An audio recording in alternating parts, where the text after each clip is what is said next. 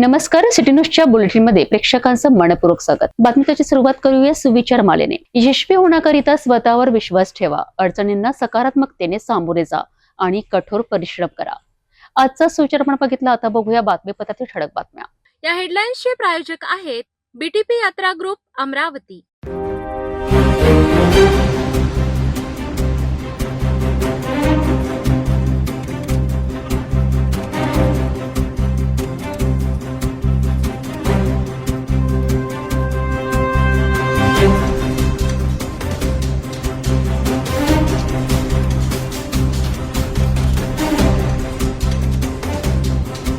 आपण ठळक बातम्या बघितल्या, आता घेऊया छोटासा ब्रेक। शादी और ब्याह की शुरुआत आराधना साड़ी के साथ। Aradhana wholesale shopping mall L2 Bijland complex, Nandgaon Peth, Amravati, Jawahar road, Amravati. ब्रेकनंतर बघूया सविस्तर बातम्या। अमरावतीच्या हृदयस्थानी असलेल्या जयस्तंभ चौकात आज अचानक धुराचे प्रचंड लोट उठले आणि काही क्षणातच संपूर्ण परिसरात भीतीचं वातावरण पसरलंय। शहरातील प्रसिद्ध खंडेलवाल ज्वेलर्सच्या इमारतीला भीषण आग लागल्याने नागरिकांमध्ये एकच खळबळ उडाली आहे। ज्वेलर्सच्या वरच्या मजल्यावर लागलेली आग काही मिनिटातच रौद्र रूप धारण करत होती। धुराचे काळेकुट लोट आकाशात पसरले होते आणि काही खाली रस्त्यावर नागरिकांची मोठी गर्दी जमली होती। परिस्थिती इतकी गंभीर होती की ज्या इमारतीला आग लागली त्या ठिकाणापासून अवघ्या 10 मीटर अंतरावर पेट्रोल पंप असल्याने मोठा स्फोट होण्याची भीती व्यक्त केली जात होती। या घटनेची माहिती मिळताच अग्निशमक दलाच्या तब्बल 8 गाड्या घटनास्थळी दाखल झाल्यात आणि जवानांनी जीव धोक्यात घालून आग नियंत्रणात आणण्यासाठी शर्थीचे प्रयत्न सुरू केलेत। या भीषण आगीमुळे जयस्तंभ चौक परिसरातील वाहतूक पूर्णपणे विस्कळीत झाली असून पोलिसांनी संपूर्ण परिसर बंद करत नागरिकांना सुरक्षित अंतर राखण्याचं आवाहन केलं आहे। या दरम्यान घटनास्थळी महापौर श्रीचंद तेजवाणी यांनी भेट देत परिस्थितीचा आढावा घेतलाय। सुदैवाने मोठा अनर्थ टळला, लाखो रुपयांचे नुकसान झाल्याची प्राथमिक माहिती समोर येत आहे। पाहूया या भीषण आगीचा हा स्पेशल ग्राउंड रिपोर्ट।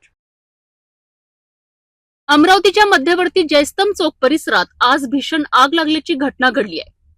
खंडेलवाल ज्वेलर्सच्या इमारतीला आग लागल्याने एकच खळबळ उडाली आहे। प्राथमिक माहितीनुसार ज्वेलर्सच्या वरच्या मजल्यावर आग लागली आणि काही वेळातच आगीने रौद्र रूप धारण केलेत। घटनास्थळी धुराचे प्रचंड लोट दिसून येत असून नागरिकांनी मोठी गर्दी केली आहे। आग विझवण्याकरिता अग्निशमक दलाच्या तब्बल 8 गाड्या घटनास्थळी दाखल झाल्यात। जवानांकडनं शर्थीचे प्रयत्न सुरू आहेत। विशेष म्हणजे ही आग पेट्रोल पंपापासून अवघ्या 10 मीटर अंतरावर लागल्याने परिसरात भीतीचे वातावरण निर्माण झाले आहे। आगीला वाचवण्यासाठी आज जयस्तंभ चौक खंडेलवाल ज्वेलर्स के ऊपर बंद पड़े गोडाउन में, जो शायद एक खंडेलवाल ज्वेलर्स का ही है, इसमें सिर्फ उनके दागिने रखने का पैकेट वगैरह जो आते हैं, पाउच आते हैं, पर्स आते हैं, वो पड़े हैं। वहाँ पे जो शॉर्ट सर्किट से आग लगी हुई है और हमारे जो फाइटर है, अग्निशमन वाले, फायर वाले, वो 4 मिनट के अंदर यहाँ आके पूरा कंट्रोल कर लिया। कोई भी जन हानि नहीं हुई है और बचाव क्षेत्र में अभी पूरे अधिकारी वर्ग सब यहाँ पे है। मुझे अभी जैसे मालूम पड़ा, मैं यहाँ विजिट किया, आगे भी जिस प्रकार से बाहर का तापमान इतना गर्म है, इस हिसाब से आप सभी नागरिकों ने इस ओर ध्यान देना चाहिए। जो जो अर्थिंग वाली वायर है, तारे हैं, इलेक्ट्रिक का है, उस पर थोड़ा सा ध्यान देके, कूलर है, एसी है, इसको ध्यान पे देके, शायद ज़्यादा लोड बढ़ने से ही पूरा शॉर्ट सर्किट होता है, तो थोड़ा अपने हिसाब से नागरिकों ने सतर्कता बरतनी चाहिए। सुदैवाने अग्निशमक दलाने वेळीच परिस्थिती नियंत्रणात आणत मोठा अनर्थ टळलाय। मात्र या आगीत लाखो रुपयांचे नुकसान झाल्याची प्राथमिक माहिती समोर येत आहे। या भीषण आगीमुळे जयस्तंभ चौक परिसरातील वाहतुकीवरही मोठा परिणाम झाला असून पोलीस प्रशासनाने परिसर बंद करून नागरिकांना सुरक्षित अंतर राखण्याचे आवाहन केले आहे। दुपारी 12 ते 12:30च्या दरम्यान आम्हाला कॉलद्वारे माहिती मिळाली, खंडेलवाल ज्वेलर्सच्या वरती गोडाऊनला आग लागली आहे। त्यानुसार तात्काळ आम्ही जाऊन ते फायर टेंडर रवाना केले आणि आम्ही स्वतः जाऊन ते कॉलवरती येऊन तिथे कमसे कम आता आग कंट्रोलमध्ये आहे आणि 6 ते 7 गाड्या अद्यापपर्यंत लागलेल्या आहेत, तरी कुलिंग चालू आहे। तर एक आग कशाने लागली असा अंदाज आहे? प्राथमिक अंदाज शॉर्ट सर्किट वाटतोय। आणि दोन्ही बिल्डिंग असल्यामुळे थोडं रिस्की आहे. तंत्र साहेब, एक आगीच्या घटना उन्हाळ्यामुळे जास्तीत जास्त वाढत आहेत. यावर आपलं अग्निशामक दलाचं विशेष काय असं कार्य आहे? विशेष कार्य म्हणजे आगीवर जितक्या लवकर आपण कंट्रोल करता येईल तितक्या लवकर आपले प्रयत्न असतो. आणि याबाबत जनजागृती पण सुरू आहे की आगीवर कसा बचाव करण्याबाबत. आणि आपल्याकडे किती स्टॉप असतो असा इमर्जन्सीसाठी? स्टॉप अंदाजे संपूर्ण स्टॉप आमच्याकडे 100च्या वरती आहे. 28 गाड्या आहे बाहेरच्या आणि 4 स्टेशन आहे अमरावतीचा बाहेर. आपण अशा आगी लागावणे यासाठी लोकांना काय आपण आवाहन करणार किंवा काय असं सूचना करणार? आगीबाबत सावधानी घेणे लोकांचंही कर्तव्य आहे. त्याबाबत आम्ही जनजागृती करत असतो. त्याबद्दल काही सूचना पाहिल्या त्यांनी तर आगीची घटना कमी होईल असा आमचा अनुमान आहे.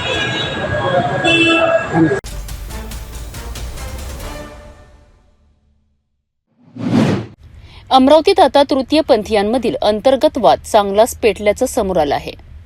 अफवा, धमक्या आणि मारहाणीचे गंभीर आरोप करत एका गटाने थेट पोलीस संरक्षणाची मागणी केली आहे. या प्रकरणामुळे शहरात खळबळ उडाली आहे. अमरावती शहरात तृतीयपंथीयांच्या 2 गटांमधील अंतर्गत वाद आता चांगलाच चिघळल्याचं समोर आलं आहे. एका गटातील तृतीयपंथीयांकडनं दुसऱ्या गटाबाबत अफवा पसरवल्या जात असल्याचा आरोप करण्यात आला आहे. तसंच दुसऱ्या गटात प्रवेश केल्याच्या कारणावरून जीवे मारण्याच्या धमक्या दिल्या जात असल्याचाही गंभीर आरोप करण्यात आला आहे. यासोबतच अनेक वेळा मारहाण करण्यात आल्याचंही निवेदनातून नमूद करण्यात आलंय. या सर्व प्रकारामुळे संबंधित तृतीयपंथीयांमध्ये भीतीचं वातावरण निर्माण झालं असून जीवितास धोका असल्याचा दावा करण्यात आला आहे. या प्रकरणी संबंधितांनी अमरावती पोलीस आयुक्त आणि निवासी उपजिल्हाधिकारी यांच्याकडे निवेदन सादर केलं आहे. तसेच संरक्षण देण्याची मागणी करत प्रशासनाने तातडीने हस्तक्षेप करावा अशी विनंती करण्यात आली आहे. या प्रकरणामुळे शहरात चर्चांना उधाण आलं असून प्रशासन या प्रकरणाकडे कसं पाहतं याकडे आता सर्वांचं लक्ष लागलं आहे. अमरावतीतील हा वाद आता प्रशासनाकरिता संवेदनशील विषय ठरत आहे.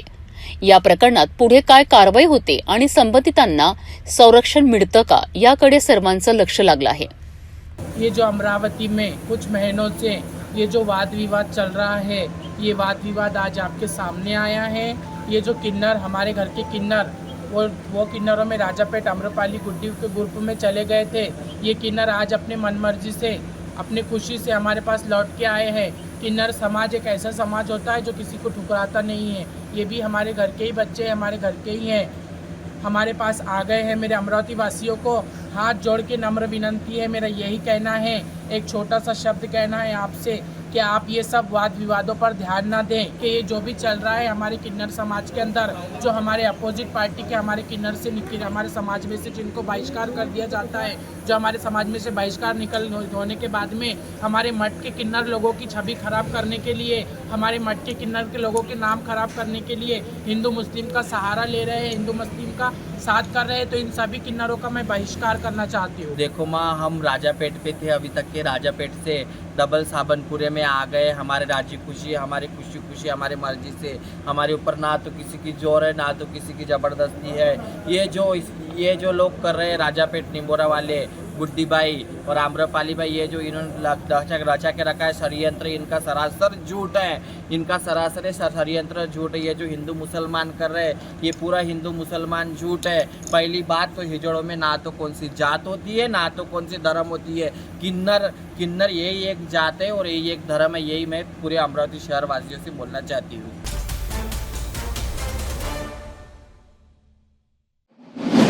स्वच्छ भारताच्या घोषणा एकीकडे आणि दुसरीकडे अमरावतीतील सार्वजनिक शौचालयांची दयनीय अवस्था. घाण, दुर्गंधी आणि पाणी, वीज नसल्याने नागरिक त्रस्त झाले आहेत. प्रभाग क्रमांक 12 मधील परिस्थिती पाहून स्थानिकांनी मनपा प्रशासनावर संताप व्यक्त केला आहे. अमरावती महानगरपालिका अंतर्गत प्रभाग क्रमांक 12 मधील रुक्मिणीनगर आणि राजापेठ परिसरातील सार्वजनिक शौचालयांची अवस्था अत्यंत दयनीय बनली आहे. या परिसरात एकूण 7 सार्वजनिक शौचालय असून त्यापैकी बेलपुरा येथील एक शौचालय तोडण्यात आलं आहे, तर उर्वरित 6 शौचालयांची अवस्था अत्यंत खराब असल्याचं वास्तव समोर आलं आहे. हमालपुरा परिसरातील दोन्ही शौचालयांमध्ये पाणी, वीज आणि स्वच्छतेचा पूर्णतः अभाव असल्याने नागरिकांना मोठ्या गैरसोयीचा सामना करावा लागतोय. विशेष म्हणजे महिला, ज्येष्ठ नागरिक आणि लहान मुलांना याचा मोठा त्रास सहन करावा लागत असल्याची भावना स्थानिकांनी व्यक्त केली आहे. तसेच चिचफेल, बेलपुरा आणि अंबा नाल्यालगत असलेली शौचालय घाणीने माखलेली असून त्या परिसरात मोठ्या प्रमाणात झाडे झुडपे वाढल्याने सर्प आणि इतर सरपटणाऱ्या प्राण्यांची भीती निर्माण झाली आहे. दुर्गंधींमुळे नागरिकांचे आरोग्य धोक्यात आले असून संसर्गजन्य आजार पसरण्याची शक्यताही व्यक्त केली जात आहे. 5 वर्ष झाले संडास धुतलेले नाही आहेत आणि आम्हाला खूप त्रास आहे. हा मोहल्ल्यावाल्यालाही त्रास आहे. आम्ही हे सर्व गंदगी काढून आम्हाला सहमत द्या गंदगी काढण्यासाठी आणि आम्ही इथं कोणतं सहकार्य करू, कारण की आम्हाला कोणता कार्यक्रम राहिला तर आम्हाला या जायला गाड्या या जायला त्रास होतो. आम्हाला खूप त्रास आहे. माझे छोटे छोटे लेकरं आहे, त्याच्यामुळे खूप वास येतो. गोमा निघता, सापं निघतात झाडापासून. त्याच्यामुळे मला खूप सफाई कामगार वगैरे इथे साफ करायला येत नाही. कोणीच येत नाही. 7 वर्षापासून येत नाही. मग याची मागणी तक्रारी केली आहेत का काकू याच्या? लय तक्रारी केल्या आम्ही. मनपा प्रशासनाच्या उदासीन कारभारामुळे सार्वजनिक सुविधांची दुर्दशा झाल्याचा आरोप स्थानिकांनी केला आहे. तसेच तात्काळ स्वच्छता, पाणी, वीज आणि नियमित देखभालीची व्यवस्था करण्यात यावी अशी मागणी होत आहे. अमरावतीतील ही परिस्थिती स्वच्छता व्यवस्थेवर मोठे प्रश्नचिन्ह निर्माण करणारी ठरत आहे. मनपा प्रशासन आता तातडीने कारवाई करतं का आणि नागरिकांना दिलासा मिळतो का याकडे आता सर्वांचं लक्ष लागलं आहे. पूजा किशनराव सारे, राहणार बेलपुरा, न्यू आंबेडकर नगर. आमच्या इथं वॉशरूम आहे आणि संडास आहे. तर तिथं माहिती आहे का, आमच्या इथं नळ नाही, काही व्यवस्था नाही आहे. आणि मेन म्हणजे माहिती आहे का, इथं पाणीची व्यवस्था नाही, काहीच नाही. आमच्या इथल्या नाल्या काही हे नाही आहे. तर आम्हाला व्यवस्थेसाठी सगळं काही आम्हाला व्यवस्था करा. धन्यवाद सर. हे याच्यासाठी काही साफसफाई करण्यासाठी कर्मचारी लेडीजसाठी पण आणि कर्मचाऱ्यांना पण पाठवा आमच्यासाठी, कारण आम्हाला व्यवस्था करून द्या. प्रमोद केशवराव धावणे, रेल्वे लाईन झोपडपट्टीमधून. या जे घाणपट्टी जे आहे, आम्ही नेहमी लॅट्रिन संडासला येतो आहे. साफसफाईचा काहीही उपयोग होत नाही. सकाळी पाणी नाही, आपशी आहे तिथे, पण साफसफाईचं काहीही थोडंसं होत नाही तिथे. महानगरपालिका कर्मचारी येतच नाही. येतात आठवड्यातून एखाद्या वेळेत आले तर आले, थोडं बहुत करून दिलं, पाणी मारलं तर लगेच काहीच होत नाही त्यांना. आणि साफसफाई तर काहीच नाही त्यांना. आणि संध्याकाळी तर आम्ही इथं येऊ पण शकत नाही, कारण की रात्री लाईट नाहीत. ते काहीच वातावरण एकदम खूपच गंदगीचं वातावरण आहे. मागणी काय तुमची? मागणी काय?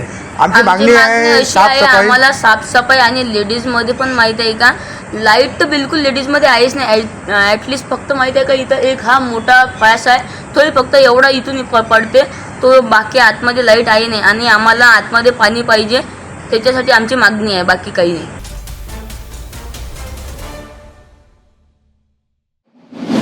सिटी न्यूजचा दणका आणि प्रशासन झालं ॲक्शन मोडमध्ये. प्रभाग क्रमांक 20 मधील अस्वच्छतेच्या समस्येवर अखेर मनपा प्रशासनाने घेतली दखल. महिला नगरसेविका सुमती ढोके यांच्या तक्रारी आणि सिटी न्यूजच्या हेल्थ चेकअप या मोहिमेनंतर अतिरिक्त आयुक्त शिल्पा नाईक यांनी थेट पाहणी दौरा केलाय. अमरावती महानगरपालिकेच्या प्रभाग क्रमांक 20 मध्ये वाढत्या अस्वच्छतेच्या समस्येवर अखेर प्रशासनाने दखल घेतली आहे. मनपा अतिरिक्त आयुक्त शिल्पा नाईक यांनी परिसराचा प्रत्यक्ष पाहणी दौरा करत परिस्थितीचा आढावा घेतला आहे. महिला नगरसेविका सुमती ढोके यांनी या भागातील अस्वच्छतेबाबत अनेकदा तक्रारी केल्या होत्या. कोणार्क कंपनीच्या कथित भेसळ कारभारामुळे संपूर्ण प्रभागात अस्वच्छता निर्माण झाल्याचा आरोप सुमती ढोके यांनी केला आहे. स्थानिक नागरिकांनीही दुर्गंधी, कचरा आणि अस्वच्छतेमुळे मोठा त्रास सहन करावा लागत असल्याचं समोर आलं आहे.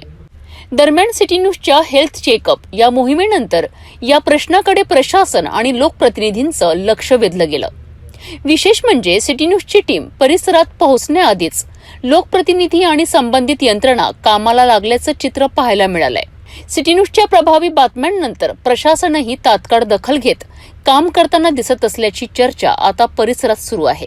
या पाहणी दरम्यान अतिरिक्त आयुक्त शिल्पा नाईक यांनी संबंधित अधिकाऱ्यांना आवश्यक सूचना दिल्या असून योग्य ती कारवाई करण्यात येईल असं आश्वासन दिलं आहे. यामुळे नागरिकांमध्ये आता समस्येवर कायमस्वरूपी तोडगा निघण्याची अपेक्षा निर्माण झाली आहे. सिटी न्यूजच्या हेल्थ चेकअप या मोहिमेचा प्रभाव आता स्पष्टपणे दिसू लागला आहे. प्रशासन आणि लोकप्रतिनिधी प्रत्यक्ष मैदानात उतरल्याचं चित्र समोर येत आहे. मात्र आता प्रश्न एकच, ही कारवाई कायमस्वरूपी उपाय ठरणार का याकडे नागरिकांचं लक्ष लागलं आहे. गेल्या कित्येक दिवसापासून स्वच्छतेसंदर्भात माझी तक्रार होती. कोणार्क या नवीन कंपनीला ठेका दिला तेव्हापासून सगळी स्वच्छतेच्या बाबतीत अनियमितता होती की माझ्या प्रभागात पूर्ण मजूर नसतात, कचऱ्याच्या पूर्ण गाड्या नाही आहे, यांचा जो गाळ उचलण्यासाठी कुठलंही साधन नाही आहे आणि गाळ उचलण्यासाठी वाहनं नसल्यामुळे त्यांचा 10-10, 12-12 दिवस गाळ तसाच पडून राहतो नालीतला काढलेला आणि त्यामुळे नागरिकांना खूप त्रास होतो. या संदर्भात माझ्या तक्रारीवर आज त्यांनी अतिरिक्त आयुक्त नाईक मॅडम व त्यांची संपूर्ण अधिकाऱ्यांची टीम यांनी माझ्या प्रभागाचा दौरा केला आणि लवकरच अधिकाऱ्यांना सांगून या प्रभागाच्या समस्या सोडवल्या जातील असे मला आश्वासन दिले.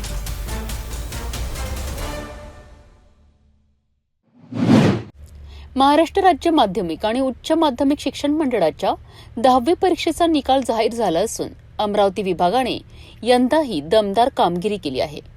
विभागाचा एकूण निकाल तब्बल 90.50% लागला असून राज्यात 6वा क्रमांक पटकविण्यात अमरावती विभागाला यश आलंय. विशेष म्हणजे दरवर्षीप्रमाणे यंदाही मुलींनी निकालात बाजी मारली आहे. महाराष्ट्र राज्य माध्यमिक व उच्च माध्यमिक शिक्षण मंडळाकडून 10वी परीक्षेचा निकाल जाहीर करण्यात आला आहे. या निकालात अमरावती विभागाने उल्लेखनीय यश नोंदवत राज्यात 6वा क्रमांक पटकाविला आहे. अमरावती विभागातून यंदा एकूण 1,61,729 विद्यार्थ्यांनी परीक्षेसाठी नोंदणी केली होती. त्यापैकी 1,60,037 विद्यार्थी प्रत्यक्ष परीक्षेला बसलेत. परीक्षेला बसलेल्या विद्यार्थ्यांपैकी तब्बल 1,44,835 विद्यार्थी उत्तीर्ण झाले असून विभागाचा निकाल 90.50% इतका लागलाय. दरवर्षीप्रमाणे यंदाही मुलींनी निकालात आघाडी घेतली आहे. मुलींचा निकाल 94% इतका आला असून मुलांचा निकाल 87.35% नोंदविण्यात आला आहे. मुलींनी पुन्हा एकदा शैक्षणिक गुणवत्तेत आपलं वर्चस्व सिद्ध केल्याने शिक्षण क्षेत्रातून समाधान व्यक्त केलं जात आहे. निकाल जाहीर होताच विद्यार्थ्यांनी आनंद साजरा केलाय. अनेक ठिकाणी विद्यार्थ्यांनी मिठाई वाटत जल्लोष केला असून पालक आणि शिक्षकांमध्ये आनंदाचं वातावरण पाहायला मिळालंय. उत्तीर्ण झालेल्या विद्यार्थ्यांनी आता पुढील शैक्षणिक वाटचालीसाठी तयारी सुरू केली असून विविध क्षेत्रांमध्ये करिअर करण्याचे स्वप्न विद्यार्थी पाहत आहेत. यंदाच्या निकालाबाबत विभागीय सचिव प्रिया देशमुख यांनी काय माहिती दिली आहे ऐकूया. अमरावती विभागाने 10वीच्या निकालात पुन्हा एकदा आपली शैक्षणिक गुणवत्ता सिद्ध केली आहे. 90%हून अधिक निकालासह विद्यार्थ्यांनी यशाचा नवा टप्पा गाठला असून मुलींनी पुन्हा एकदा बाजी मारत आपले वर्चस्व कायम ठेवले आहेत. आज 10वी SSC फेब्रुवारी 2026चा निकाल जाहीर झालेला आहे. अमरावती विभागामध्ये 1,61,719 विद्यार्थ्यांनी रजिस्ट्रेशन केलं होतं. त्याच्यापैकी 1,60,037 विद्यार्थ्यांनी प्रत्यक्ष परीक्षा दिली. त्याच्यामध्ये पास झालेले विद्यार्थी 1,44,835 आणि अमरावती विभागाचं पर्सेंटेज आहे 90.50%. मागील वर्षी निकाल हा 92.95% लागलेला होता. यावर्षी अमरावती विभाग हा राज्यामध्ये 6व्या क्रमांकावर आहे. याही वर्षी दरवर्षीप्रमाणे मुलींनी बाजी मारलेली आहे. मुली होत्या एकूण मुलींचं पर्सेंटेज आहे 87.5 मुलांचं पर्सेंटेज आहे 87.35% आणि मुलींचं पर्सेंटेज आहे 94.09%. याच्याशिवाय 9 ते 23 या 15 दिवसामध्ये सर्व जे काही परीक्षार्थी आहेत त्यांना काही अडचणी असतील तर ते छायाप्रत किंवा गुण पडताळणीसाठी अर्ज करू शकतात. तसेच राज्य मंडळाने पुरवलेल्या 10 क्रमांकांवर समुपदेशन उपलब्ध आहे. परीक्षेसंदर्भात किंवा परीक्षोत्तर काही अडचणी असल्यास ते त्यावर संपर्क करून मार्गदर्शन घेऊ शकतात. सर्व यशस्वी विद्यार्थ्यांचे खूप खूप मनपूर्वक अभिनंदन. आणि ज्यांना यश मिळालं नाही किंवा अपेक्षित यश मिळालं नाही त्यांच्यासाठी जुलैची परीक्षा आहे. त्याच्यामध्ये अपियर होऊन ते आपलं इच्छित यश प्राप्त करू शकतात. सर्वांचे मनस्वी अभिनंदन. थँक्यू. भेटू एका छोट्याशा विश्रांतीनंतर. शादी और ब्याह की शुरुआत आराधना साड़ी के साथ. Aradhana wholesale shopping mall L2 Bijland complex Nandgaon Peth Amravati Jawahar road Amravati. विश्रांतीनंतर पुन्हा आपले स्वागत. कोटींची बिले अडकलीत आणि आता आंदोलन थेट पाणी पुरवठ्यावर येऊन पोहोचलंय. अमरावतीत कंत्राटदार आक्रमक झाले असून प्रशासनाविरोधात जोरदार घोषणाबाजी सुरू आहे. एकीकडे शहराचा पाणी पुरवठा ठप्प आणि दुसरीकडे काम बंद आंदोलनाचा इशारा. अमरावतीत जिल्हा जीवन प्राधिकरणाच्या प्रलंबित बिलांमुळे कंत्राटदार आक्रमक झाले आहेत.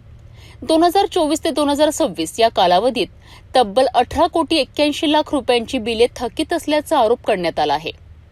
एप्रिल 2026 मध्ये प्रशासनाकडून बिलांची पूर्तता करण्याचे आश्वासन देण्यात आले होते. मात्र त्यानंतरही पैसे न मिळाल्याने कंत्राटदारांमध्ये तीव्र नाराजी पसरली आहे. याच पार्श्वभूमीवर असोसिएशनच्या वतीने गेल्या 3 दिवसांपासून ठिय्या आंदोलन सुरू आहे. तसेच 6 मे पासून बेमुदत काम बंद आंदोलनालाही सुरुवात करण्यात आली आहे. मजिप्रा कार्यकारी अभियंता कार्यालयासमोर कंत्राटदारांनी जोरदार घोषणाबाजी करत प्रशासनाविरोधात संताप व्यक्त केलाय. दरम्यान काल अमरावती शहराला मुख्य पाणी पुरवठा करणारी जलवाहिनी फुटल्यामुळे संपूर्ण शहराचा पाणी पुरवठा ठप्प झाला होता. मात्र संप सुरू असूनही नागरिकांना त्रास होऊ नये याकरिता कर्मचाऱ्यांकडून पाईपलाईन दुरुस्तीचे काम सुरू ठेवण्यात आले आहे आणि लवकरच पाणी पुरवठा पूर्ववत करण्याचे प्रयत्न सुरू आहेत. कर्मचाऱ्यांच्या मागण्या पूर्ण न झाल्यास येत्या काही दिवसात शहराचा पाणी पुरवठा बंद करण्याचा इशारा आंदोलनकर्त्यांकडून देण्यात आला आहे. यामुळे प्रशासनासमोर मोठं आव्हान उभं राहिलं आहे. अमरावती मजिप्रा विभागातर्फे मुंबईला पाठपुरावा करण्यात आला आहे, परंतु त्यामध्ये जसे पाहिजे तसे यश मिळाले नाही. अजूनही आम्हाला निधी मिळेल असं आश्वस्त करण्यात आलं नाही. जवळपास मागील दिवाळीपासून आम्हाला पाणी पुरवठ्याच्या कामाचा 1 रुपयाही अजून मिळाला नाही. तरी आम्ही अशा परिस्थितीत सुद्धा जवळचे पैसे लावून इकडून तिकडून पैसे आणून पत्नीचे पैसे गहाण ठेवून बँकेतून कर्ज काढून कसंही करून आम्ही ही पाणी पुरवठा योजना अजूनसुद्धा सुरळीतपणे राबवत आहे. काल दुर्दैवाने डवरगाव येथे एक लिकेज झाला. तो लिकेज झाल्यामुळं अमरावतीचा पाणी पुरवठा बंद झाला. तरी आम्ही संपावर असून आमचं काम बंद आंदोलन चालू असून आमच्याजवळ पैसे नसून तरीसुद्धा आम्ही तो लिकेज काढण्यास प्रशासनाला सहमती दाखवली. मानवतेच्या दृष्टिकोनातून आम्ही तो लिकेज काढण्याचे काम आज सकाळीच चालू केले. युद्धस्तरावर तिथे काम चालू आहे. आज संध्याकाळपर्यंत जवळपास शहराचा पाणी पुरवठा पूर्ववत चालू होऊन जाईल. आणि एवढं असूनसुद्धा आम्हाला अजूनही आश्वस्त केलं नाही. अमरावतीच्या जनतेला आमचं एवढंच कळकळीचं आणि नम्र निवेदन आहे की पुढे 7 दिवसानंतर आम्हाला जर निधी मिळाला नाही तर आमची परिस्थिती काम करण्यालायक राहणार नाही. त्यामुळं नाईलाजास्तव जर पाणी पुरवठा बंद पडला तर कृपया आम्हाला सहकार्य करावे. आमच्या मनात असं नाही की आम्हाला तुम्हाला त्रास झाला पाहिजे, काय म्हणणं होतं धरण्याचा आमचा उद्देश नाही आहे. नाईलाजास्तव आम्हाला पाणी पुरवठा बंद करावा लागला तर आम्हाला त्यामध्ये सहकार्य करावे ही नम्र विनंती. आणि जनतेने सुद्धा आपल्या परीने प्रयत्न करून लोकप्रतिनिधीकडे संदेश द्यावा की आम्हाला त्वरित निधी देण्यात यावा.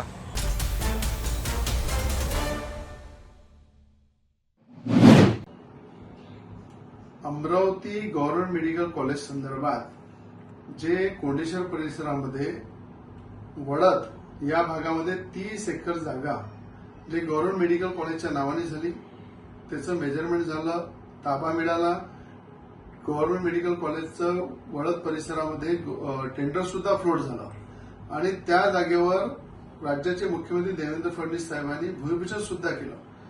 त्यामध्ये आयडेंटिटी फॉरेस्टच्या नावाने जो बबाल चालू आहे तो अत्यंत चुकीचा आहे.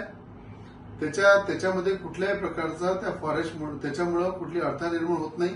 अशाच प्रकारे जागेवर गोंदियामध्ये, चंद्रपूरमध्ये आणि गडचिरोलीमध्ये अशाच जागेवर गव्हर्नमेंट मेडिकल कॉलेजचं काम सुद्धा सुरू झालेलं आहे. म्हणून कुठलीही अडचण त्याच्यामध्ये नाही आहे. राज्याचे मुख्यमंत्री देवेंद्र फडणवीस साहेबांची मी आज भेट घेतली. त्यांनी अधिकाऱ्यांना निर्देश दिलेले आहे की वडद परिसरामध्ये, कोंडेश्वर परिसरामध्येच गव्हर्नमेंट मेडिकल कॉलेजची इमारत बनणार, ती बदलणार नाही. त्यांना मी पुन्हा मागणी केली की अमरावतीमध्ये एम्स हे हॉस्पिटल सुद्धा अमरावतीमध्ये मंजूर करा. त्या संदर्भात अमरावती शहरामध्ये जर चांगली जागा असेल तर त्या ठिकाणी एम्स हॉस्पिटल आणू. आपल्याला एकच्या जागी 2 हॉस्पिटल असले चालेल, पण या ठिकाणी मंजूर झालेलं गव्हर्नमेंट मेडिकल कॉलेज त्याच्यावर राजकारण करून राजकीय पोळ्या शेकण्याचं काम करू नका. ज्यांच्या डोक्यावरचे पांढरे केस झालेले आहे त्यांनी दिवसा स्वप्न पाहू नये की वडद परिसरामध्ये, कोंडेश्वर परिसरामध्ये गव्हर्नमेंट मेडिकल कॉलेज जे मंजूर झालेलं आहे त्याची जागा बदलवायची, काहीतरी त्याच्यावर राजकारण करायचं फॉरेस्टच्या नावाने. हा धंदा बंद करा. तुम्ही एखादा मोठा प्रकल्प आणा, एखादं अजून गव्हर्नमेंट मेडिकल कॉलेज आणा, एम्स आणा, एखादा IT पार्क आणू आपण सगळे मिळून, पण आलेला प्रोजेक्टला कुठेतरी विघ्न टाकायचे, कुठे त्या नावावर राजकारण करायचं, हे कदापि होणार नाही. मुख्यमंत्री साहेबांनी आज साफ सांगितलेलं आहे, वळद परिसरामध्ये, कोंडेश्वर परिसरामध्येच गव्हर्नमेंट मेडिकल कॉलेजची इमारत होणार, त्याच्यामध्ये कुठलाही बदल होणार नाही.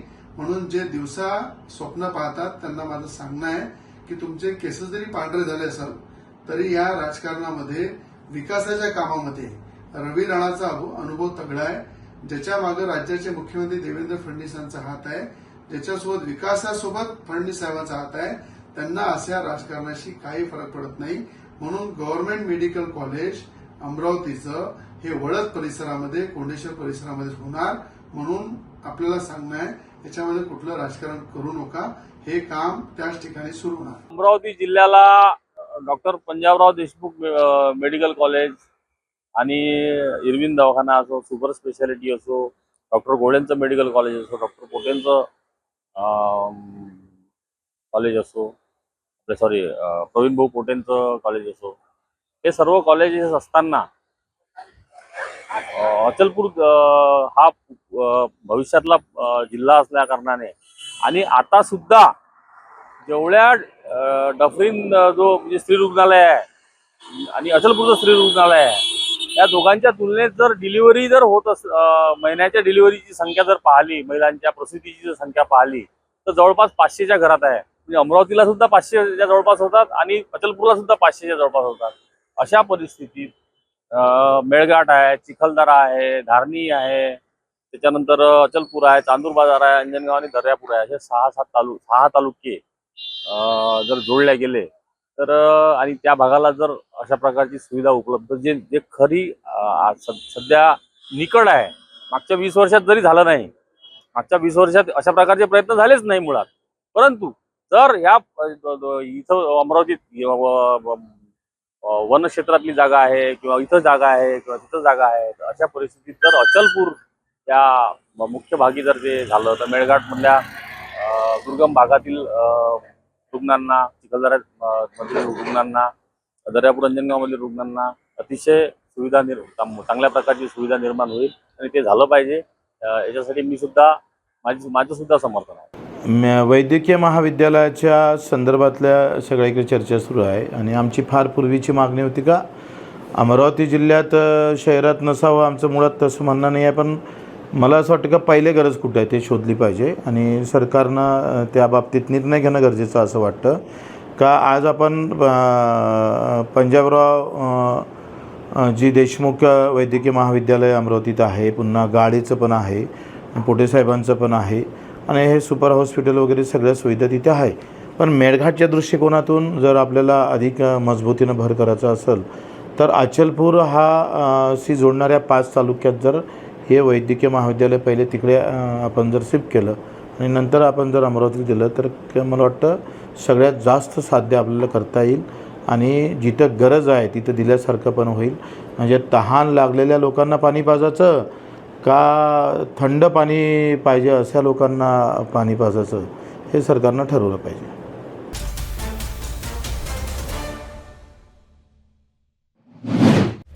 महाराष्ट्र राज्य माध्यमिक आणि उच्च माध्यमिक शिक्षण मंडळाच्या 10वी परीक्षेचा निकाल जाहीर झाला असून अमरावती विभागाने यंदाही दमदार कामगिरी केली आहे. विभागाचा एकूण निकाल तब्बल 90.50% लागला असून राज्यात 6वा क्रमांक पटकविण्यात अमरावती विभागाला यश आलंय. विशेष म्हणजे दरवर्षीप्रमाणे यंदाही मुलींनी निकालात बाजी मारली आहे. महाराष्ट्र राज्य माध्यमिक व उच्च माध्यमिक शिक्षण मंडळाकडून 10वी परीक्षेचा निकाल जाहीर करण्यात आला आहे. या निकालात अमरावती विभागाने उल्लेखनीय यश नोंदवत राज्यात 6वा क्रमांक पटकाविला आहे. अमरावती विभागातून यंदा एकूण 1,61,729 विद्यार्थ्यांनी परीक्षेसाठी नोंदणी केली होती. त्यापैकी 1,60,037 विद्यार्थी प्रत्यक्ष परीक्षेला बसलेत. परीक्षेला बसलेल्या विद्यार्थ्यांपैकी तब्बल 1,44,835 विद्यार्थी उत्तीर्ण झाले असून विभागाचा निकाल 90.50% इतका लागलाय. दरवर्षीप्रमाणे यंदाही मुलींनी निकालात आघाडी घेतली आहे. मुलींचा निकाल 94% इतका आला असून मुलांचा निकाल 87.35% नोंदविण्यात आला आहे. मुलींनी पुन्हा एकदा शैक्षणिक गुणवत्तेत आपलं वर्चस्व सिद्ध केल्याने शिक्षण क्षेत्रातून समाधान व्यक्त केलं जात आहे. निकाल जाहीर होताच विद्यार्थ्यांनी आनंद साजरा केलाय. अनेक ठिकाणी विद्यार्थ्यांनी मिठाई वाटत जल्लोष केला असून पालक आणि शिक्षकांमध्ये आनंदाचं वातावरण पाहायला मिळालंय. उत्तीर्ण झालेल्या विद्यार्थ्यांनी आता पुढील शैक्षणिक वाटचालीसाठी तयारी सुरू केली असून विविध क्षेत्रांमध्ये करिअर करण्याचे स्वप्न विद्यार्थी पाहत आहेत.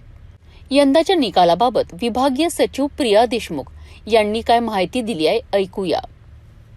अमरावती विभागाने 10वीच्या निकालात पुन्हा एकदा आपली शैक्षणिक गुणवत्ता सिद्ध केली आहे.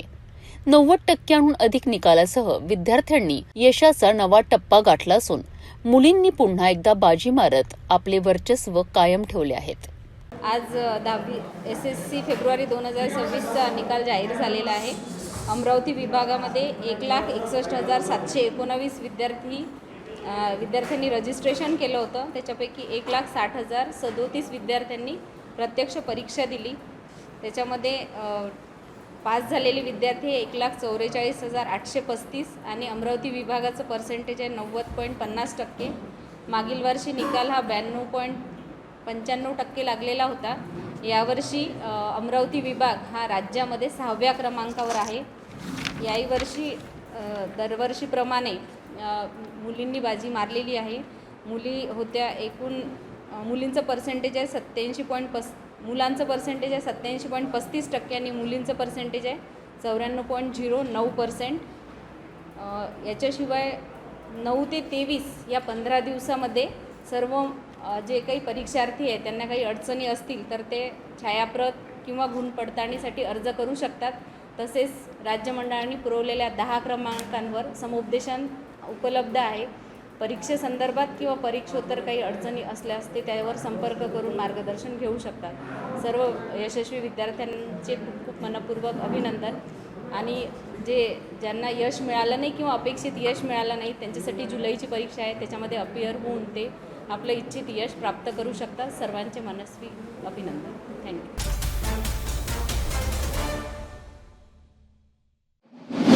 43 वर्षाची प्रतीक्षा आणि अखेर बडनेराच्या वाट्याला आली मिनी महापौर पदाचा मान. अमरावती महानगरपालिका स्थापनेनंतर प्रथमच झोन क्रमांक 4ला हा बहुमान मिळाल्याने परिसरात उत्साहाचं वातावरण पाहायला मिळालंय. किशोर जाधव यांच्या पदग्रहण सोहळ्यात कार्यकर्त्यांनी जल्लोष करत आनंद व्यक्त केलाय. अमरावती महानगरपालिका स्थापनेनंतर तब्बल 43 वर्षांनी प्रथमच बडनेरा झोन क्रमांक 4ला झोन सभापती अर्थात मिनी महापौर पदाचा बहुमान मिळाला आहे. या ऐतिहासिक क्षणानंतर परिसरात आनंद आणि उत्साहाचं वातावरण निर्माण झालं असून पदग्रहण सोहळा मोठ्या जल्लोषात पार पडला. स्वाभिमान पक्षाचे नवनिर्वाचित नगरसेवक किशोर जाधव यांची झोन सभापती अर्थात मिनी महापौरपदी निवड करण्यात आली आहे. पदग्रहणानंतर कार्यकर्ते आणि नागरिकांनी जोरदार घोषणाबाजी करत आनंद व्यक्त केलाय. या कार्यक्रमाला स्वाभिमान पक्षाचे प्रमुख मार्गदर्शक सुनील राणा, राष्ट्रीय अध्यक्ष निळकंठ कात्रे, गटनेते नाना आमले, अजय जयस्वाल, रजनी डोंगरे, गौरी मेघवानी तसेच अनेक मान्यवर उपस्थित होते. यावेळी मिनी महापौर किशोर जाधव यांचा सपत्नीक शाल, श्रीफळ आणि पुष्पगुच्छ देऊन सत्कार करण्यात आला. विशेष म्हणजे त्यांच्या आई वडिलांचाही गौरव करण्यात आल्याने कार्यक्रमाला भावनिक रंग चढला. किशोर जाधव यांनी आपल्या भाषणात मिनी महापौर पदाची जबाबदारी प्रामाणिकपणे पार पाडण्याचं आश्वासन दिलंय. तसेच या निवडीबद्दल आमदार रवी राणा आणि कार्यक्रमासाठी पुढाकार घेणारे नगरसेवक अजय जयस्वाल यांचे आभार मानलेत. कार्यक्रमाला मोठ्या संख्येने नागरिक उपस्थित होते. तर बडनेराकरिता हा क्षण खरोखरच ऐतिहासिक ठरला. 43 वर्षांनंतर मिळालेल्या या मानामुळे परिसरात उत्साहाचं वातावरण आहे. आता नव्या मिनी महापौरांकडनं विकास कामांची अपेक्षा व्यक्त केली जात आहे. मला आज हा मिनी महापौर पद जे भेटलंय, मी खरंच याला न्याय देईन. मी सुनील भाऊला हे वचन देतो. आज माझे ज्येष्ठ नागरिक बी बडनेराचे आलेले, माझे वडील, आई, मी सुनील भाऊ आज स्वाभिमान पार्टीचा एवढा ऋणी आहे का आज म्हणजे माझे शब्द मी सांगू नाही शकत. का एक नॉर्मल घरातून मी इथपर्यंत पोचलो, पण माझे कष्ट आज खरंच स्वाभिमान पार्टीने चीज केली. म्हणजे जे आज मला हे स्टेज भेटलं, मी 9 ते 12 वर्षापासून भारतीय जनता पार्टीमध्ये काम करत होतो. त्या पार्टीने मला सगळ्या गोष्टी शिकवल्या, सगळं सांगितलं. काही लोकांमुळं आज भारतीय जनता पार्टीचं बडनेरा जे पिछाड होऊन राहिली, मी ते वाक्य नाही करत आहे, पण आज ते लोक आणि हे जे मला न ओळखणारे, जे पार्टीचे आणि जनताचं एवढं भलं करणारे लोक, त्यांनी मला त्याच्यातून निवडून मला आज हे काम करायला दिलं. मी आज खरंच त्यांचा परत स्वाभिमान पार्टी आणि परिवारांचा मी एक राजकीय पद्धती हे सांगतो की मी इथं जे बसलेले लोक आहेत, ज्या कारणासाठी आज हे मला पद भेटलेलं आहे, मी खरंच त्याला न्याय द्यायचा पुरेपूर प्रयत्न करीन आणि जे माझ्याकडे काम येईल ते पूर्ण इमानदारीने करीन.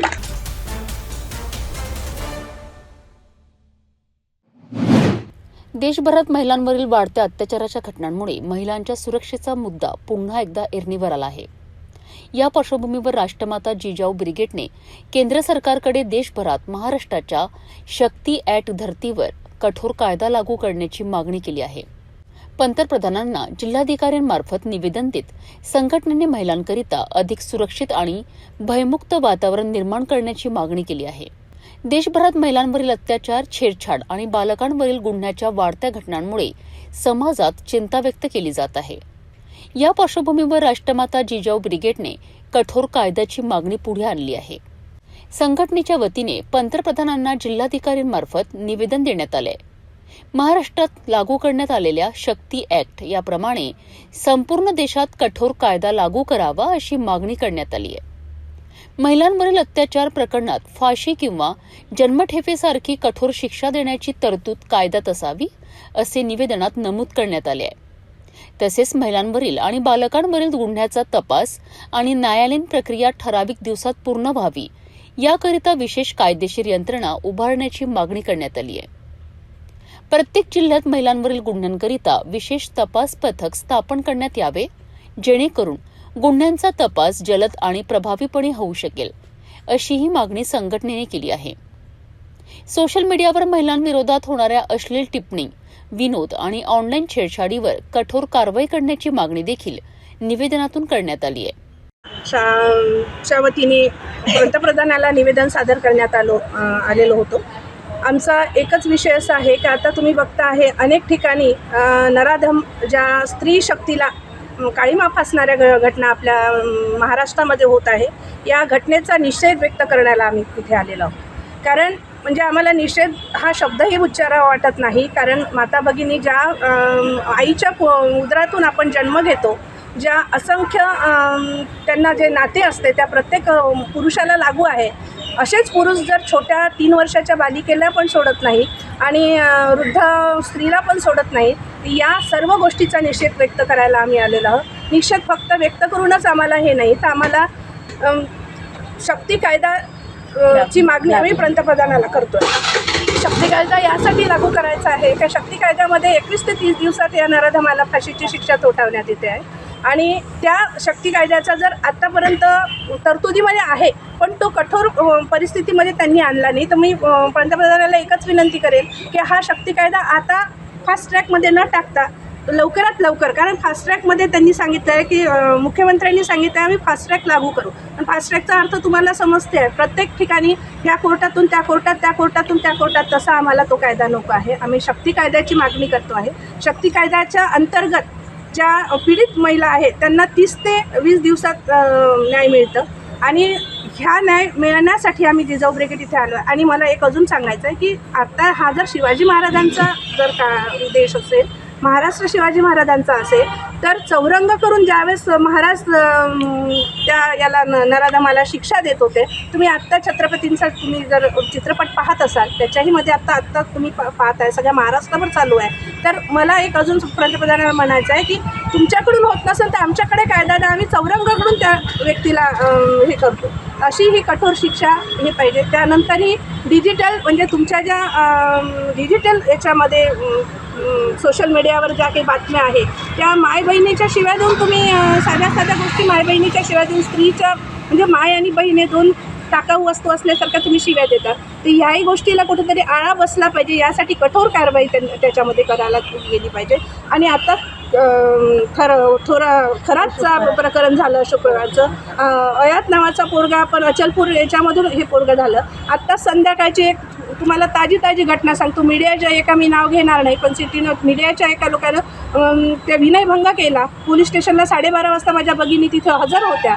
त्यामध्ये हे काय प्रकार घडून राहिलेला, म्हणजे आपल्या अमरावतीसुद्धा घडते, महाराष्ट्रभर घडते आहे. तर या स्त्री सगळ्या, जे लेक्चरर, डॉक्टर, सगळ्या लोक आहे, आणि काही आम्ही स्लम एरियातल्या पण आणणार होतो, पण एकाच नाही, सुशिक्षितपासून तर खालच्या वर्गापर्यंत हा सगळ्या गोष्टी घडते आहे. तर याला कुठेतरी न्याय मिळावा, यासाठी शक्ती कायद्यांची मागणी आम्ही पंतप्रधानाकडे केली आहे. जे आम्ही आवर्जून सांगतो, जिजाऊ ब्रिगेडच्या नाही तर याचं मोठं आंदोलन आम्ही छेडू. हा कायदा त्वरित लागू झाला नाही तर याच्यासाठी आम्ही मोठं आंदोलन छेडणार आहोत. भेटू एका छोट्याशा विश्रांतीनंतर. शादी और ब्याह की शुरुआत, आराधना साड़ी के साथ. Aradhana wholesale shopping mall L2 Bijland complex, Nandgaon Peth, Amravati, Jawahar road, Amravati. विश्रांतीनंतर पुन्हा आपले स्वागत. देऊळगाव राजा शहरात अचानक आगीचा भडका आणि काही क्षणातच 5 ते 6 दुकाने जळून खाक. शॉर्ट सर्किटमुळे लागलेल्या या भीषण आगीने संपूर्ण परिसरात एकच खळबळ उडाली आहे. धुराचे प्रचंड लोट, नागरिकांची धावपळ आणि व्यापाऱ्यांचे लाखो रुपयांचे नुकसान. बुलढाणा जिल्ह्यातील देऊळगाव राजा शहरात भीषण आग लागल्याची घटना घडली आहे. प्राथमिक माहितीनुसार शॉर्ट सर्किटमुळे ही आग लागल्याचं समोर आलं आहे. आग लागल्यानंतर वाऱ्यामुळे काही क्षणातच आगीने शेजारील दुकानांनाही विळखा घातला. या आगीत तब्बल 5 ते 6 दुकाने जळून खाक झाली असून व्यापाऱ्यांचे लाखो रुपयांचे नुकसान झाल्याची माहिती समोर येत आहे. घटनेनंतर संपूर्ण परिसरात धुराचे प्रचंड लोट पसरले होते, तर नागरिकांमध्ये भीती आणि घबराटीचं वातावरण निर्माण झालं होतं. घटनेची माहिती मिळताच नगरपालिकेचे अग्निशमक दल तात्काळ घटनास्थळी दाखल झालेत. अग्निशमन दलाने मोठ्या प्रयत्नानंतर आग आटोक्यात आणली. सुदैवाने या घटनेत कोणतीही जीवितहानी झाली नाही. मात्र व्यापाऱ्यांचे मोठे आर्थिक नुकसान झाल्याचं सांगितलं जात आहे. दरम्यान नुकसानाचा नेमका आकडा अद्याप समोर आलेला नसून या प्रकरणी अधिक तपास सुरू आहे.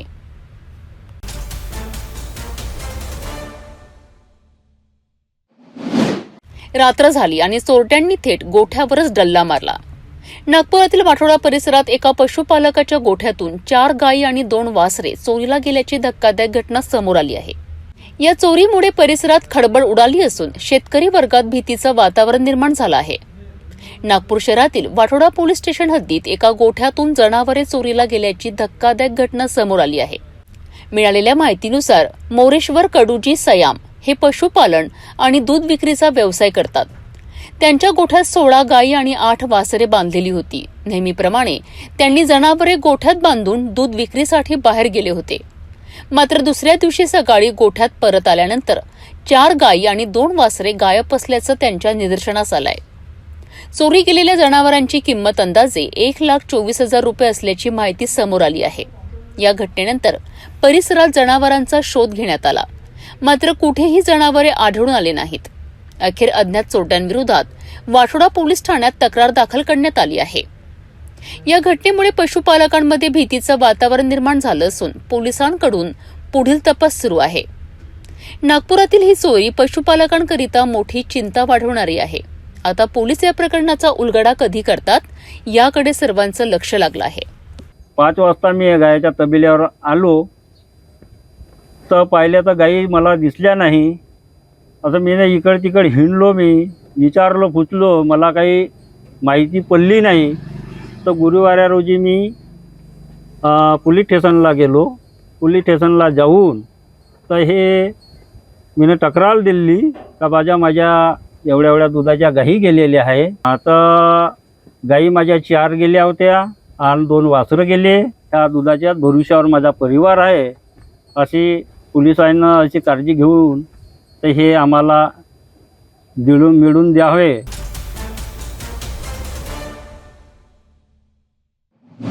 नशामुक्त समाजाचा नारा आणि आता नागपूर पोलिसांची थेट कारवाई. ऑपरेशन थंडर अंतर्गत कोतवाली पोलिसांनी गांजा विक्री करणाऱ्या महिलेला अटक केली आहे. महल परिसरात संशयास्पद हालचाली करत असताना पोलिसांनी सापळा रचत ही कारवाई केली आहे. नागपूर शहरात अंमली पदार्थांविरोधात सुरू असलेल्या ऑपरेशन थंडर मोहिमेअंतर्गत कोतवाली पोलिसांनी मोठी कारवाई केली आहे. पोलीस आयुक्त रवींद्र कुमार सिंगल यांच्या संकल्पनेतनं सुरू करण्यात आलेल्या या मोहिमेत अंमली पदार्थ विक्री करणाऱ्यांविरोधात कठोर कारवाई केली जात आहे. कोतवाली पोलिसांचे पथक गुन्हेगारांचा शोध घेत पेट्रोलिंग करीत असताना महल परिसरातील उद्योगी नगर येथे एका वृद्ध महिलेच्या हालचाली संशयास्पद वाटल्यात. पोलीस तिच्याकडे जाताच ती घटनास्थळावरून पळून जाण्याचा प्रयत्न करीत होते, मात्र पोलिसांनी तत्काळ तिला ताब्यात घेतलं. चौकशी दरम्यान तिने आपले नाव चांदबानो मोहम्मद हातम असल्याचं सांगितलंय.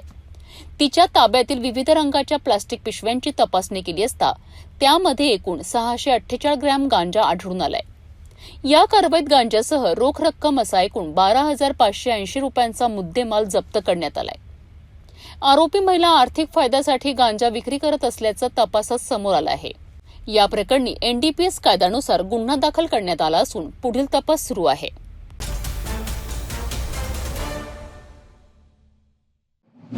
पर्यावरण वाचवण्याच्या घोषणा एकीकडे आणि दुसरीकडे सुरू आहे अवैध वृक्षतोड. जालन्यातील आणवा येथे वन विभागाने मोठी धाड टाकत कडुनिंब लाकडाचा साठा जप्त केला आहे. भोकरदन तालुक्यातील आणवा येथे वन विभागाने अवैध वृक्षतोड प्रकरणी मोठी कारवाई केली आहे. वनपरिक्षेत्र जालना उत्तर अंतर्गत वनपरिमंडळ भोकरदनच्या पथकाने गुप्त माहितीच्या आधारे ही धाड टाकली आहे. वन विभागाच्या माहितीनुसार गस्ती दरम्यान अधिकाऱ्यांना अवैध वृक्षतोड करून लाकूड साठवून ठेवल्याची माहिती मिळाली होती. त्यानुसार मौजे आणवा येथे छापा टाकण्यात आला. यावेळी अवैधरित्या तोड करण्यात आलेल्या कडुलिंबाच्या लाकडाचा मोठा साठा आढळून आलाय. या कारवाईत सुमारे 5.528 घनमीटर कडुनिंब लाकूड जप्त करण्यात आले. दरम्यान या प्रकरणी आरोपी खालिद मसूद शेख यांच्या विरोधात वनगुन्हा क्रमांक T05/2026 नोंद करण्यात आला असून पुढील तपास सुरू आहे. ही कारवाई वरिष्ठ वन अधिकाऱ्यांच्या मार्गदर्शनाखाली पार पडली तर वन परिमंडळ अधिकारी आणि वनरक्षकांनी संयुक्तपणे ही मोहीम यशस्वी केली आहे. वन विभागाने स्पष्ट इशारा दिला आहे की पर्यावरणाची हानी करणाऱ्या आणि अवैध वृक्षतोड करणाऱ्यांविरोधात कठोर कारवाई सुरूच राहणार आहे.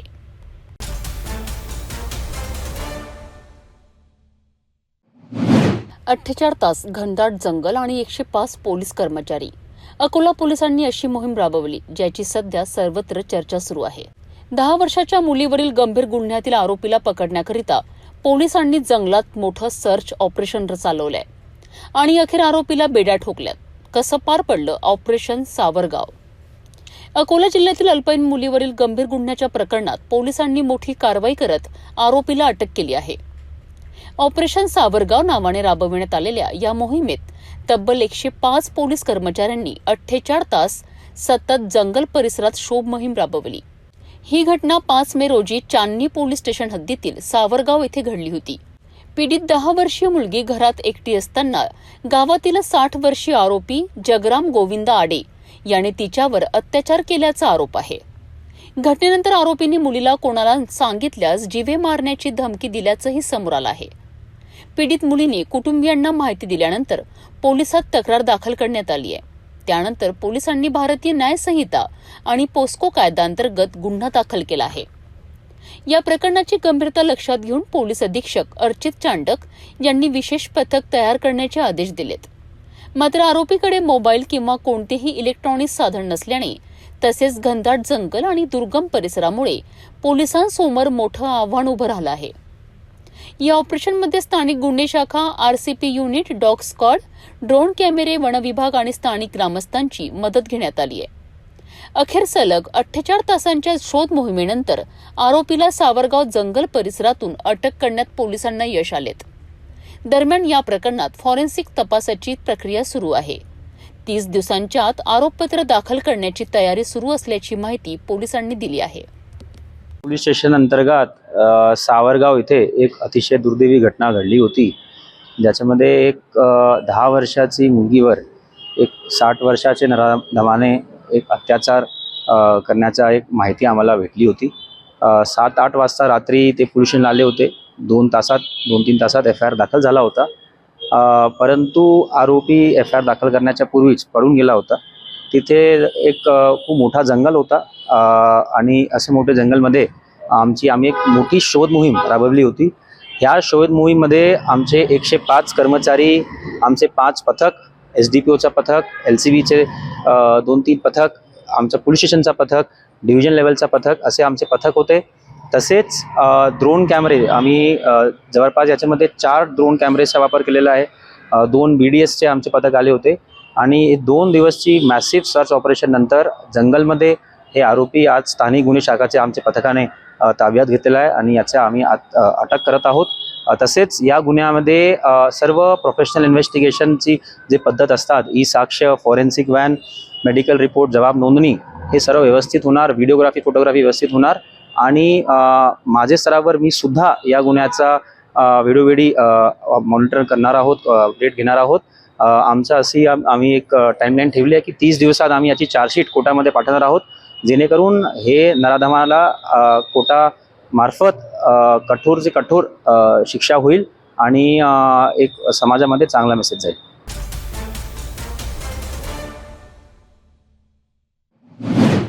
दुसऱ्यांच्या स्वप्नांची इमारत उभी करणारा मजूर, परंतु त्याच इमारतीने त्याचा जीव घेतला.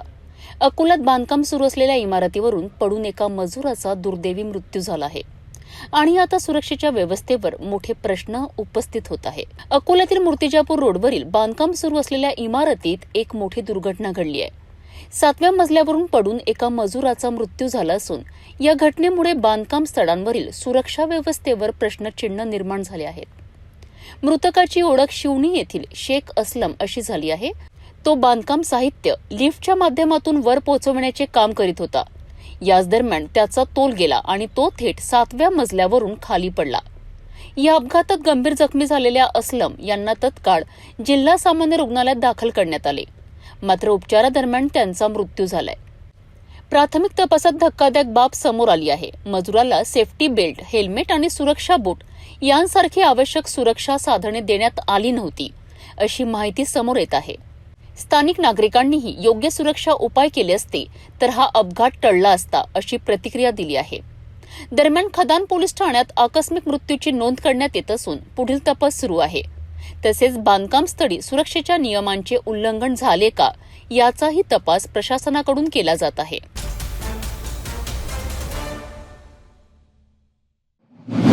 किरकोळ वाद आणि थेट जीवावर बेतलेला हल्ला. नागपुरातील सीताबर्डी परिसरात एका रेस्टॉरंटमध्ये काम करणाऱ्या तरुणाची चाकूने वार करून हत्या करण्यात आली आहे. वाद इतका टोकाला गेला की एका तरुणाला आपला जीव गमवावा लागलाय. नागपूरच्या सीताबर्डी परिसरात एका तरुणाची चाकूने वार करून हत्या करण्यात आल्याची धक्कादायक घटना समोर आली आहे. मिळालेल्या माहितीनुसार सूरज कुमार गुरुप्रसाद यांनी आपल्या मित्र अवशेष कुमार कृष्णकुमार याला काही महिन्यांपूर्वी एका रेस्टॉरंटमध्ये कॅशियर पदावर कामाला लावले होते. रेस्टॉरंटमध्ये काम करत असताना अवशेष कुमार आणि तेथील वेटर आयुष सुखवीर सिंग नेगी यांच्यामध्ये किरकोळ कारणावरून वाद झाला. हा वाद इतका वाढला की आरोपी आयुष नेगी याने अवशेष कुमार याच्यावर चाकूने हल्ला केला. या हल्ल्यात अवशेष कुमार गंभीर जखमी झालाय.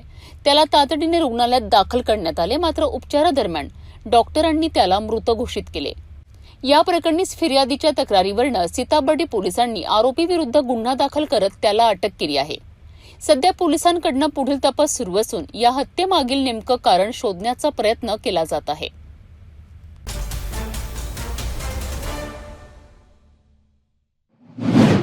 अभ्यासात लक्ष वाढतं, झोप येत नाही, स्मरणशक्ती वाढते, अशा खोट्या गोष्टी सांगून कॉलेज विद्यार्थ्यांना ड्रग्सच्या जाळ्यात ओढलं जात आहे.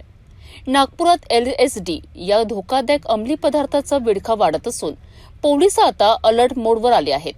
नागपूर शहरात सध्या LSD या धोकादायक अंमली पदार्थाचा प्रसार वेगाने वाढत असल्याची धक्कादायक माहिती समोर आली आहे. विशेष म्हणजे तस्करांनी आता महाविद्यालयीन विद्यार्थ्यांना लक्ष्य बनवल्याचं समोर येत आहे. विद्यार्थ्यांना फसवण्याकरिता अभ्यासात लक्ष वाढतं, स्मरणशक्ती सुधारते आणि रात्री झोप येत नाही, अशा खोट्या गोष्टी सांगितल्या जात आहेत. या भूलथापांना अनेक तरुण बळी पडत असल्याचंही समोर आलं आहे. दरम्यान या प्रकरणाचं गांभीर्य लक्षात घेऊन नागपूर पोलिसांनी मानसोपचार तज्ज्ञांचं मत घेतलं आहे. तज्ज्ञांच्या मते LSD हे भास निर्माण करणारे अत्यंत धोकादायक ड्रग्स आहे. यामुळे मेंदूच्या पेशींना कायमस्वरूपी नुकसान होऊ शकतं. तसंच नैराश्य, भीती, मानसिक अस्थिरता आणि स्किझोफ्रेनियासारखे गंभीर मानसिक आजार होण्याचाही धोका आहे. याशिवाय हृदयाचे ठोके वाढणे, रक्तदाब वाढणे आणि शरीरावरील नियंत्रण सुटणे असे गंभीर परिणामही दिसू शकतात. पोलिसांनी पालक आणि विद्यार्थ्यांना सतर्क राहण्याचं आवाहन केलं आहे. कोणतीही संशयास्पद हालचाल दिसल्यास तात्काळ पोलिसांना माहिती देण्याचं आवाहन करण्यात आलं आहे. एक केसमध्ये आम्ही आमची जे माहितीच्या आधारावर आम्ही एक रेड केली होती. त्या रेडमध्ये आम्हाला एक LSD म्हणून जे नवीन प्रकारची ड्रग आहे ती सापडली आणि त्याच्यात 2 युवा मुले त्याचे सापडले होते आणि ते कन्झ्युम करण्याची एक वेगळी त्यांची पद्धत आहे. स्टिकरची फॉर्ममध्ये येतात आणि तो स्टिकर आपण तोंडात ठेवतो आणि तर त्याचे जे आहे स्लोली त्याचे जे ड्रग आहे त्याचा इम्पॅक्ट होतो किंवा ते आपल्या शरीरामध्ये जातात आणि ती जी आहे ते ड्रग्सचा इम्पॅक्ट जो आहे वेगळे प्रकारच्या होतात आणि थोडी वेळासाठी जास्त वेळासाठी राहतो. मग ही जी आहे ड्रग याचे जे बॅकवर्ड लिंकेज आहे ते आपण हे करतो आणि हे मुलांपर्यंत कसे पोचली हेही आम्हाला जे आरोपी आहे ते सापडलेले आहे आणि याची पुढची जी आमची कारवाई सध्या चालू आहे. आणि हे जे आहे आम्ही पाहिलं की स्पेशली जे युवा मंडळी आहे मुले किंवा मुली हे दोघांमध्ये हे आम्हाला दिसत आहे त्याचा वापर.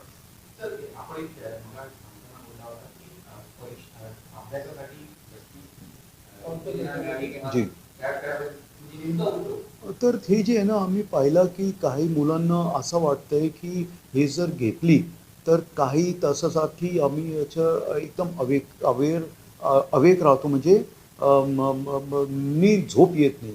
तसेच त्याचे आपलं कन्सन्ट्रेशन वाढतात असा ह्या ड्रग्सचे मागे सांगण्यात आलेलं आहे. आणि ही जी कन्सन्ट्रेशन आहे तर ते एक आम्ही ज्यावेळेस सायकेट्रिस्ट आहे त्यांच्याशी बोललो तर त्यांचं असं म्हणणं आहे की हे जे आहे ते स्टिम्युलेट करतात आपले मेंदूला आणि मग त्याच्या हे जे आहे ते ॲक्च्युली आम्ही मेडिकल पर्पजसाठी करतो परंतु ह्याच्या हार्मफुल इम्पॅक्ट आपले शरीरावर किंवा मेंदूवर होतो. तर त्यांचं स्पष्ट म्हणणं आहे की त्याचा वापर झाला नाही पाहिजे किंवा युवा मंडळींनी त्याचा वापर केला नाही पाहिजे कारण त्याच्या ब्रेन परमनंटली याच्यामुळे डॅमेज होतो किंवा त्याचा नेगेटिव्ह इम्पॅक्ट होतो. याच्याबद्दल कारण मी टेक्निकली एक्सपर्ट नाही या फील्डवर जास्त बोलणे परंतु जे आम्हाला यांनी सांगितलं मुलांनी त्याचं म्हणणं आहे की साहेब आम्हाला हे होतं की आम्ही जास्त फोकस कन्सन्ट्रेशननी जास्त ते करू शकू याच्यामुळे आणि काही वेळेस जे आमचा फोकस होत नाही तर हे घेतलं तर फोकस होतो. ही चुकीची धारणा त्यांनी आम्हाला हे सांगितलेली आहे म्हणून ते घेत असतील असं आम्हाला वाटतं.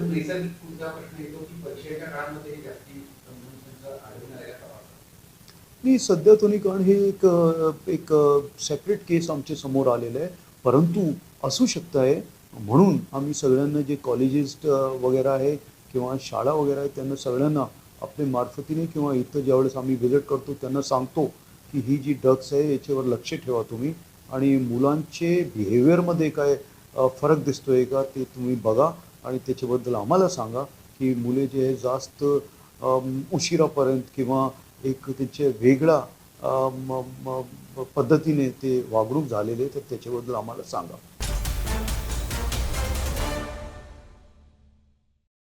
जाता जाता पुन्हा एकदाच्या ठळक बातम्या. या हेडलाईन्सचे प्रायोजक आहेत BTP यात्रा ग्रुप अमरावती.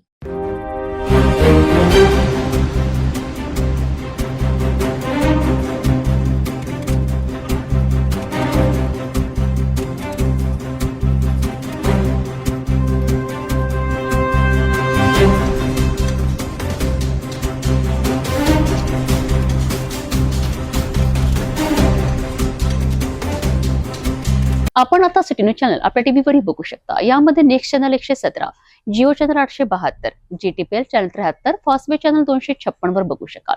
आता अमरावती जिल्ह्यानंतर विदर्भ आणि महाराष्ट्राचे दर्शक घर बसल्या आपल्या केबल टीव्हीवर सिटी न्यूज बातमी पाहू शकाल. यामध्ये Chhatrapati Sambhajinagar NST setup box number 14, Yavatmal setup box number 12, Washim setup box number 26, Nanded setup box number 17, Mahur setup box number 7, Akola RC setup box number 899 वर बघू शकाल. लवकरच आम्ही आपल्यापर्यंत पोहोचणार आहोत. जर आपल्या टीव्हीवर सिटी न्यूज चॅनल दिसत नसेल तर आपण आपल्या केबल ऑपरेटर संपर्क करावा. आपण सिटी न्यूज केबलच्या व्यतिरिक्त YouTube, Facebook, Instagram आणि Twitter वर बघू शकता. याकरिता सोशल मीडिया अकाउंट सबस्क्राईब करा, फॉलो करा, लाईक करा. युट्यूब अकाउंट सबस्क्राईब करण्याकरिता सबस्क्राईब बटनाला क्लिक करा आणि बेल आयकॉन दाबायला विसरू नका, कारण सरकारी समाचार आपल्यापर्यंत पोहोचणार आहेत. तसेच फेसबुक पेज लाईक करा, इंस्टाग्राम आणि ट्विटर हँडल फॉलो करा. आपण व्हॉट्सअपवर सुद्धा सूचना देऊन न्यूज प्राप्त करू शकता. व्हॉट्सअप नंबर स्क्रीनवर येत आहे. हे बातमीपत्र एवढ्यावरच थांबूया. पुन्हा भेटू नवीन घडामोडींसोबत. आपण बघत राहा फक्त सिटी न्यूज. हर खबर पर पैनी नजर, हर मुद्दे पर सटीक वार, यही है सिटी न्यूज की पहचान. जहाँ सच्चाई की आवाज दबाई जाती है, वहाँ सिटी न्यूज उठाता है सवाल. हर स्क्रीन पर, हर प्लेटफॉर्म पर हमारी मौजूदगी बोलती है. सिटी न्यूज हमेशा सच के साथ.